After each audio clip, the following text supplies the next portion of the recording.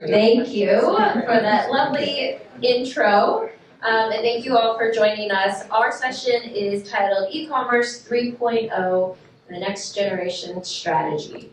So we're going to dive in on a couple of themes that we're excited about. But before we do that, while he introduced, I would love for you guys to dive a little bit more into your background of what makes you kind of these amazing marketers in the e-commerce space. Give a little background, and then maybe one buzzword around what makes you most excited about the future of commerce.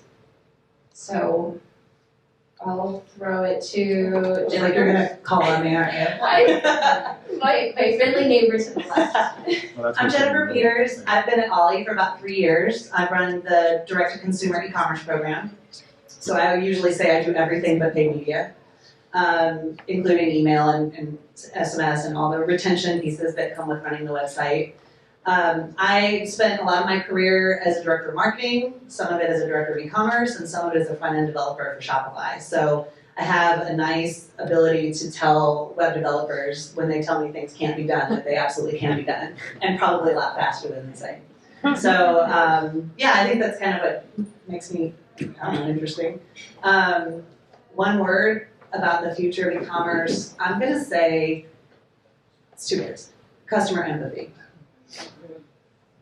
That's a hard act to follow. So, hi everyone, I'm Suze Dowling. I'm co-founder and chief business officer of Pattern Brands. So we are a portfolio of 7 brands focused on helping customers enjoy daily life at home. So I'd say from the customer perspective, we always say it's those micro moments of your day and how can we make them just a little bit better. But from a business perspective, we are a one team, one cap table model, meaning we operate as a fully shared services organization across the entirety of our 7 brands in the portfolio. And we also, expand via M&A. So 6 of the brands in the portfolio have been acquisitions over the last few years, where we do very clean-cut asset-based purchases, integrate them in the portfolio, and then scale them omni. Prior to co-founding Pattern, I ran with my co-founders actually, so we've all worked together for a very long time, a brand and marketing agency called Gym Lane, based out of New York, where we've worked with a lot of millennial-based early-stage companies to launch them to market. So worked with Harry's before they were Harry's, Sweet Cream, Quip, Hims and Hers, and a bunch of others. So it's been quite the journey, and I certainly resonate with customer empathy. My word, I would say, is, your brand is still true. Not really a word, but a statement. Good afternoon, everyone. I'm Jarid, Lukin, the Global Senior Director for M&M's. I'm responsible for our digital business, which includes our D2C channel at M&Ms.com.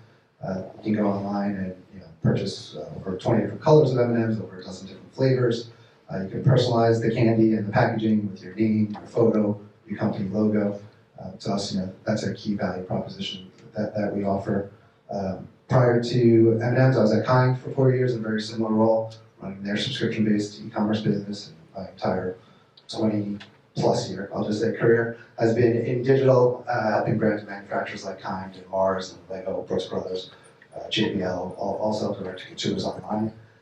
My word, I guess, to steal a word from the title of the summit is evolution. That's one of the things that I just love about this business is it's always evolving. There's always something new. You have to kind of cut through and figure out what's the buzzwords versus what's the reality. But there's always something, innovative going on. Hello, everyone. My name is Nick James, and I'm the Senior Director of e-commerce, specifically focused on apparel and outdoor brands for Dick's Sporting Goods. And I've only been there 14 weeks. And prior to that, I spent roughly 3 years at Blue Buffalo and almost 20 years at Nike Commerce in multiple capacity. And for me, our standpoint, and we were just trying to explain, is my job is to kind of quarterback the offense from a digital e-commerce standpoint, but we truly believe in an omnichannel experience. And so it's not about where the consumer is getting the product, it's more about what are we delivering from experience tied to that product. And I think from the one word that I'm probably would be more curious or interested about is really this idea of progress. Because I really think in business and digital, everything is about making progress for the consumer and for their needs to help really meet their demands. Thank you. So one piece that we kind of talked about before, and I'm going to lean on the word evolution a little bit, because we are kind of seeing this trend of evolution of what's old is new again. And a few strategies that you've leaned into, whether it's at a conference on boots on the ground yourself, or mailers, or other tactics that have always worked in the past but maybe got pushed to the side in spirit of other new and exciting pieces. So with that idea of what's old is new again, I'll throw it to Suze in terms of like strategies that you might be leaning into there. This was definitely something that resonated when we were chatting previously, and I think the other thing that came to mind for me was also how do you balance the head and heart? How do you really balance your performance marketing though with your overall brand? And I think the pendulum swung one way to an extreme, and I'd say now it's coming back and really calibrating where hopefully there's some balance. For us at Pattern, we're definitely leaning into the feeling of nostalgia in some ways, and that direct mail is doing really well for us, and it's really a high ROI. We're going into TV, podcasts, etc. And so I think it is like how are we meeting our customer in the ecosystem, where they are, but also in the most cost-effective ways. Love that. Also community, I think that's a big piece of everything you guys just shared. Customer empathy, community. So maybe Nick, in terms of community in your world, we talked a little bit about that with the stores you have. How are you guys thinking about that from bringing community old and new again? The foundation of really Dick's Sporting Goods is the essence of supporting our community and giving people opportunity through the lens of sport. And so I think one of the ways Dick's Sporting Goods has done a really great job is, if some of you haven't seen or read up, is we do a large give back to our community partners. And that's really to help youth and bring them along. And so we just went over our 75th anniversary this last year where we gave up 75 grants. And the tie back here is really trying to make community impact and almost like drive that personalization, those opportunities for really, you think of youth. And we've stood behind it when you think of our media, and then more importantly, we stand behind it when we think of our product that we even make. So DSG brand, 1% goes back to our community in regards to those items that are purchased. So that's how we think about community, and I think it's more of the long tail of like how we're starting to engage and impact people who shop with us, but also potentially new consumers. And I'm going to throw it to you, Jennifer. This is one of my favorite topics, which was the packaging. Again, that is so important, and it always has been.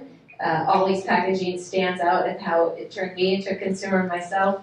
So share a little bit more about how you guys think about packaging as part of like the what old is new again, and bringing that to your e-commerce space. That's such a great thing to point out. I think, first of all, it's kind of fascinating to think about like QR codes are back. Like, never thought that would happen in a million years.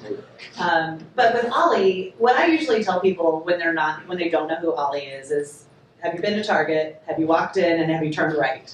And every single person is like, oh yeah, the first end cap at Target. And so like that recognition alone, I think says so much about our packaging and the importance of our packaging. And our brand was really founded on the ability of our products to stand out on the shelf in a brick and mortar scenario. So nobody was making square bottles at the time that we launched those. Nobody's vitamins looked like ours. None of the packaging was like that at all.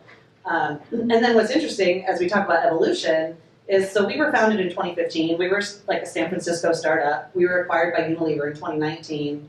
And we're in these awkward teenage years of growth where like we want to be adults, but we're still little kids in some ways because, it's just kind of part of the evolution of a startup. And we're no longer the challenger brand. So now we're seeing other supplement brands come to the table with really interesting and innovative packaging. Lemmy, the Kardashian vitamins, are in this very distinctive, very distinctive packaging. It doesn't look like ours. But I mean, even Walmart has a white label version of Olly, so I think it's, it's kind of become more standard. But for us, I think what we have to do is continue to evolve and, not just rely on what was new, what was special in 2015. It's, that was 10 years ago, so. Awesome. So one word that has been mentioned already, and it's not a new one, definitely an old one, but equally important to your e-commerce strategy, is your omnichannel. And we've heard this, we've talked about Shop Talk over the last 6 years, we hear that all the time. but also the strategies that are in your omnichannel are always evolving and how you bring that together. So one piece, we mentioned stores, but Jared, you mentioned that that's probably your strongest marketing channel. Can you share a little bit more about that? Sure. Suze used the word ecosystem before, and that's kind of how we look at it at M&M's. We've got our digital channel, we've got our company-owned retail stores, we're in, obviously ubiquitous in mass, and we're in movie theaters, and theme parks, and everywhere, airports, and airplanes everywhere in between. But our stores are the best experience of the brand, right? That is not just a retail environment, but where someone can truly immerse themselves in the M&M's brand. And then we look at that not just as a retail business, but as a marketing channel for us, right? To be able to have a billboard in Times Square, right? Brands are killed for that. To be able to have all the customers then walk out of the store carrying the yellow M&M shopping bags, right? That now become more mobile billboards all across New York City. To us, that's a huge value of our retail stores. And I go back to my days at Lego back in the early 2000s. We first started opening up retail stores in malls, and there was a lot of concern, like what's that going to do to the Toys R Us, how good it was, and KB stores, and what's it going to do to our digital business. And we actually saw when we opened up a retail Lego store, it actually drove an increase in sales, both online and at our existing customers. And so for M&M's, we treat it very much the same way as that. We're not competing with that channel, we're just continuing to build the relationships with the consumers and create that ecosystem. I saw the same, Nike saw the same thing too, as we saw incrementality actually happen when we would open up new doors and locations with our partners actually. So I think there is a ripple effect for certain brands to open up their market. Yeah, for sure. You see, Lego really leaned into it. They have over 1,000 stores now, right, across the globe. And as we've got just 7, we want to open more, and we will. But I don't know if we'll ever get to 1,000. But you just see like how well that's worked for them over the last 15, 20 years. Well, also we want them to buy our product, right? We don't care where they buy it, whether it's a store or online, we just want them to buy it. So another strategy that I heard some of you talk about was the social shops and how that's helping you either scale or even break some barriers down with your developers to make sure that they know how to simplify this. So with that, I'll throw it to you, Suze, because you talked a lot about scale on the social space and getting people to buy more. That allows you to do that. Yeah, I mean, I think for us, it's been interesting to see what's the role of TikTok shops, how do we meet our customers where they are, how do we look at the, influencer and affiliate program on that side of things. And it certainly allowed us to, explore, definitely meet a more Gen Z audience as well, and keep it a really lean resourcing. That said, I will say outside of just social shopping, we really have thought about our sales channels as this ecosystem as we were talking about, where for us, D2C is certainly the core. We view the value of our customer file as being number one and first and foremost, but also a really aware need to embrace different digital marketplaces, of which we've debated internally. We would classify the TikTok shop as a digital marketplace because you're competing for such attention that we actually view it in a similar way to Amazon or Target Plus or some of the other kind of marketplaces out there. And then also building larger partnerships with retail partners. For us, that's certainly been something where we have seen the incrementality and the significant halo effect that can have.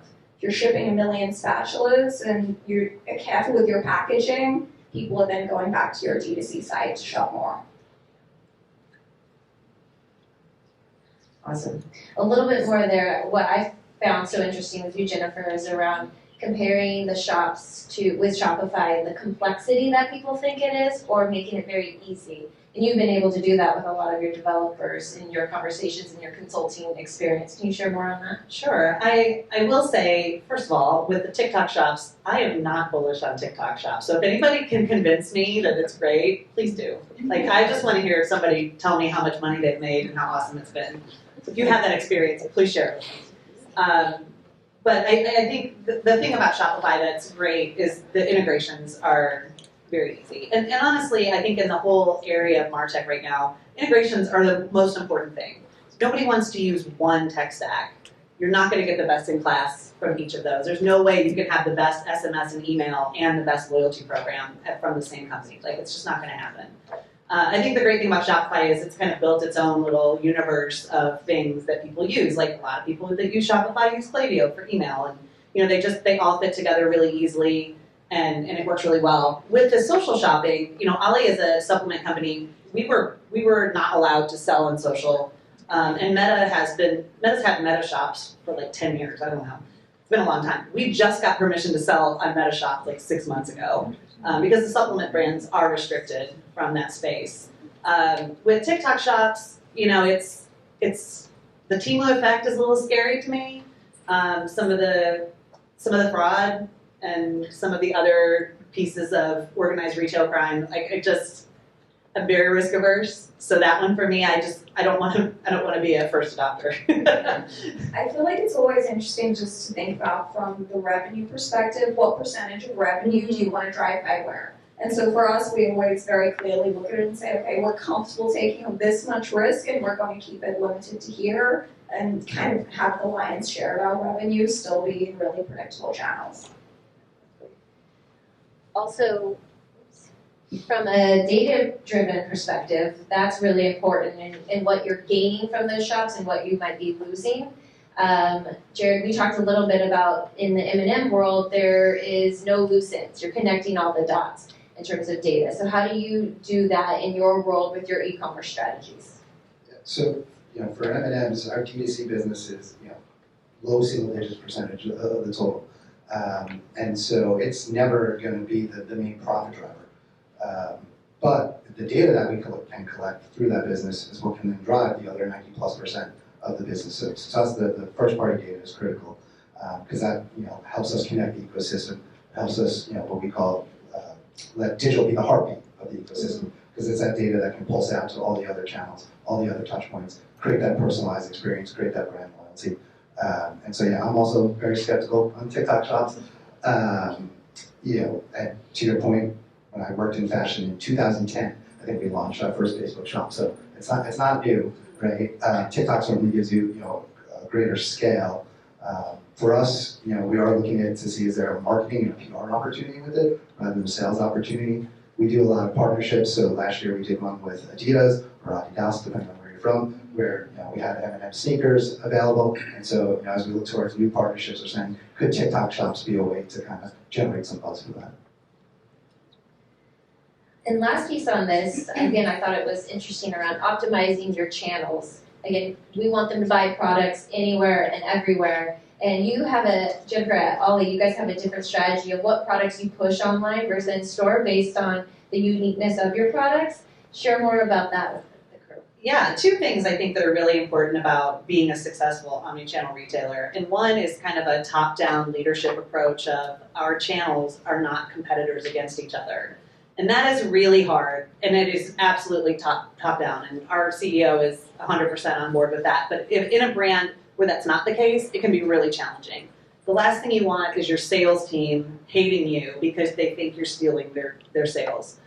So I think that's really important. For us, we have a lot of different product lines within our catalog of products. And what we have found is that all of our channels, so Amazon, D2C, Walmart.com, Target.com, brick and mortar Walmart, brick and mortar Target, all those customers are a little bit different. So what we're able to do is really look at that data that we have brick and mortar wise of our distribution of products across the country.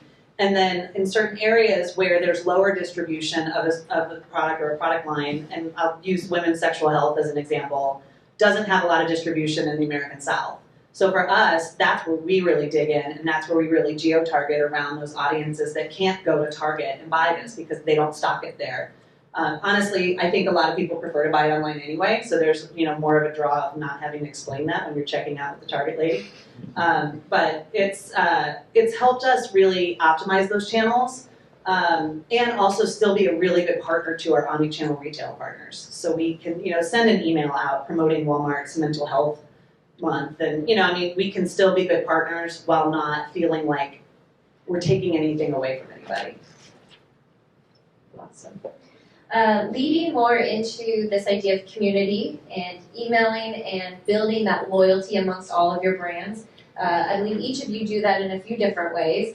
I'm going to throw it to Jared because we talked about M&M's historic, strong brand that has a lot of loyalty baked into when it was first created in 1946. I don't remember the year, but it's over 80 years old, so I think 42, 41. Okay, how do you keep that loyalty going in your world, whether it's an e-commerce strategy or you're leveraging one of your omni channels?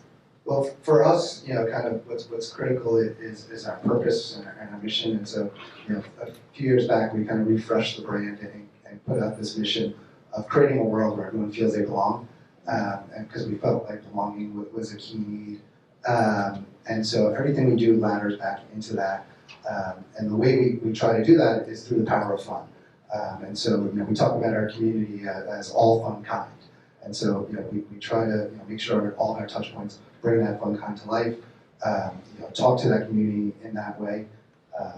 And whether it's through email, we just launched SMS, and so that's a new channel for us that we're trying to bring to fun kind. But we're trying to. Not everyone wants to be communicated through all these channels. So we want to make sure we give our community the choice of which channels they want to opt into and how frequently they want to hear from us. Wonderful. Nick, I know we talked about community loyalty. That's at the foundation of Dick's. Anything to add on there? Yeah, I think one of the things we probably touch upon is like personalization, but like when you think of, I use the term empathy, use the term inclusion, that's an idea of like you want to give someone a personal touch and speak to them in like a voice. And so I think one of the areas that we're still learning and we still have ways to go and grow is how do we start to create personalization and build, call it a one-to-one conversation digitally that would be very similar to what you might see in store. And so some of the areas that I know we're going through is around what's the experimentation of products and content and figuring out like what are those right attributes to build out. But I still think we're really in our infancy state of where we're going. But that stems back to the loyalty program. And loyalty helps drive on that because that's the first party that you're able to capture and then leverage. Connecting all the dots. Okay, well, would it be the future of e-commerce if we didn't talk about AI? And each of you had mentioned that in our conversations, whether it was around efficiencies, cost cutting, simplification, themes throughout. So I might go through each of you. I'll start with you, Nick, since you have the mic on. Share how you're driving one of those strategies through AI in your world. Yeah, I would say this is really new for us. I think we think about is like what can we do on the back of house to simplify people's efforts and work. We don't have like a specific value case, but that's how we're thinking about it. Just because we're not sure like what that means like legally and technology-wise, consumer facing. But that's how we're thinking about it is around how effective and how efficient we can be for our own athletes that work back of house. If it's digital or if it's stores. I think from ours, we're a very conservative company and traditionally are not a first mover in technology, but it's been interesting to see how quickly AI is moving internally and being adopted using things like Microsoft Copilot in meetings. We haven't done anything consumer facing yet, but we are starting to test and experiment, trying to go through all kind of the legal hurdles and figure out what's appropriate and not. To me, photo shoots are just the first obvious thing that comes to mind. You think about all the time and money and resources we invest in photo shoots, and just to be able to automate that with a few clicks of a button is just incredibly powerful and not very far off. The other part I think also could be interesting is from an analytics standpoint. Right? We all get tons and tons of data, how are people using our site, what products they're purchasing, and then you have to put people behind it to try to gather those insights. I think AI will really help kind of expedite that and make that more meaningful. So we're probably the other end of the spectrum in that we are definitely a early stage scrappy startup that wants to embrace it as much as possible. We actually have a competition going in our team this year to say whichever team member or function provides the most value through AI get like a pretty epic prize. So we're definitely jumping both feet in. For us, it's definitely about efficiency as well. Again, small scrappy startup, how can we be most effective running 7 businesses and always diligencing more as well? We've actually seen a lot of success, certainly on the creative side, whether it's AI voiceovers, whether it's using AI with a lot of experimentation of prompts to actually generate some of the scripts that then actually are performing really well when we A/B test against kind of internal team created scripts. A lot of creative editing, imagery, etc. So seeing a lot of success there, but also testing things like how can we make our customer service more efficient. So really, I would say there's not really any functions in our company that hasn't been touched, at least by scratching the surface. And are certainly seeing the impact and can't wait to see where we are 3 years from now, 5 years from now. It's going to be a whole new world. At Olly, we are highly regulated as a supplement company, so we don't have anything ever that's customer facing. And I think that sounds like that's kind of true for you guys too. I've seen some brands talk about how they use it to write all their product descriptions and their ad copy, and there's nothing. Every single thing that we ever put out has to be approved by our regulatory team. So that's kind of a thing that we have to live with. I think where it gets interesting though is really on the back end and using AI to do the kind of real-time analysis that people cannot do.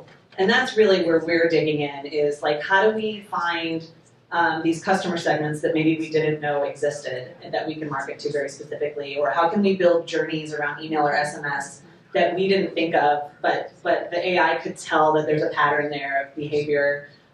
We use this, we just started using this tool called Vandra AI. It's like a very early stage startup, but it does constant analysis on your acquisition traffic and sorts them by high intent, low intent, and then serves a discount if they look like they're going to bounce.